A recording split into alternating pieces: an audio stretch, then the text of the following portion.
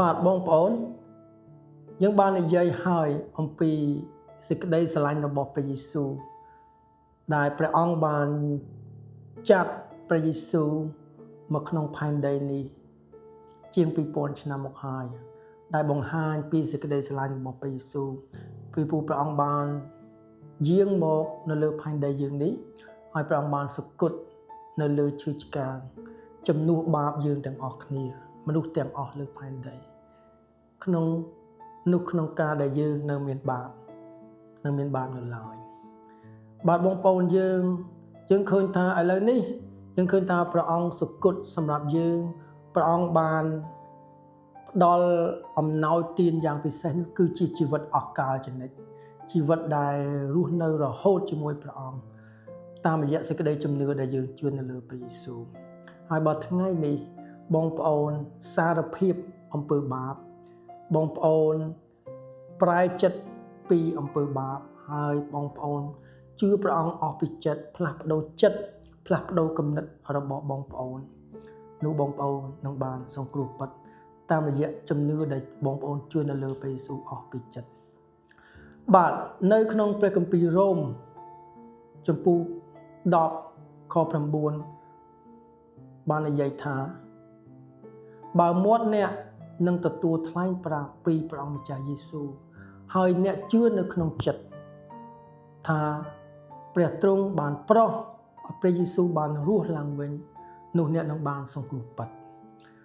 នៅថ្ងៃនេះបងប្អូនដឹងថាបងប្អូនមានអំពើបាបបងប្អូនដឹងថាលទ្ធផលនៃអំពើបាបគឺជាសេចក្តីស្លាប់បងប្អូនឃើញថាព្រះអង្គបង្ហាញសេចក្តីស្រឡាញ់របស់ព្រះ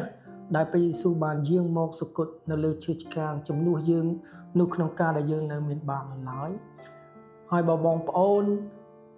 ទទួលជឿហើយបងប្អូនជឿព្រះអង្គអស់ពីចិត្តផ្លាស់ប្ដូរចិត្តគំនិតបងប្អូនហើយជឿថាព្រះអង្គជាព្រះដែលបានសគត់សម្រាប់បងប្អូនហើយជាព្រះដែលបានរស់ឡើងវិញនៅថ្ងៃទី3បន្ទាប់ពីគេដាក់ព្រះយេស៊ូវនៅក្នុងភ្នូរនោះព្រះអង្គបានរស់ឡើងវិញធ្វើជាព្រះម្ចាស់របស់បងប្អូនអស់ហើយបងប្អូនជឿតាមហើយបងប្អូនសម្រាប់ចិត្តយកព្រះយេស៊ូវជាព្រះអង្គសង្គ្រោះរបស់បងប្អូននោះបងប្អូននឹងបានសង្គ្រោះពិត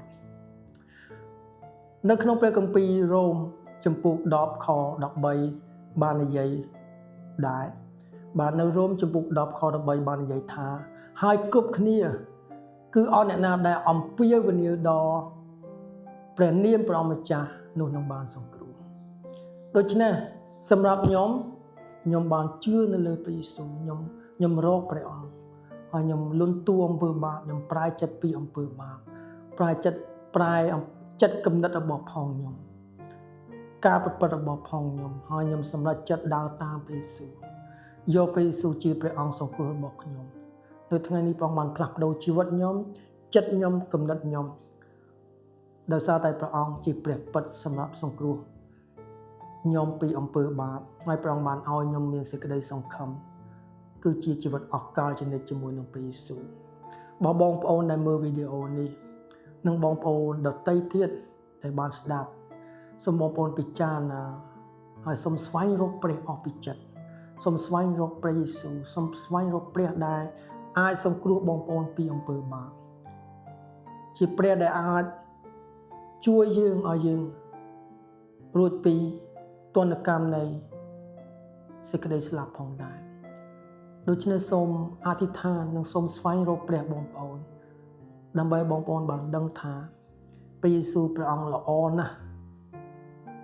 ជាព្រះដែលអាចសង្គ្រោះបងប្អូនហើយនឹងខ្ញុំសូមស្វែងរកព្រះអង្គសូមអធិដ្ឋានសូមស្វែងរកព្រះអង្គអស់ពីចិត្តបើព្រះយេស៊ូវនេះជាព្រះដ៏ពិតមែនសូមបង្ហាញបងប្អូនដើម្បីបងប្អូនអាចស្គាល់ព្រះយេស៊ូវបងប្អូនអាចស្គាល់ថាខ្លួនឯងជាមនុស្សមានបាបស្គាល់ថាឬក៏ដឹងថាមនុស្សទាំងអស់មិនអាចរត់គេចពីសេចក្តីស្លាប់បានទេប៉ុន្តែបើបងប្អូនជឿថាព្រះយេស៊ូវជាព្រះដែលបានយាងមកសគត់នៅលើឈើឆ្កាងហើយរស់ឡើងវិញហើយបងប្អូនជឿព្រះយេស៊ូវអស់ពីចិត្តនោះបងប្អូននឹងបានសង្គ្រោះពិតដូច្នេះអំពើបាបបងប្អូនសេចក្តីស្លាប់និងសេចក្តីស្រឡាញ់របស់ព្រះយេស៊ូវ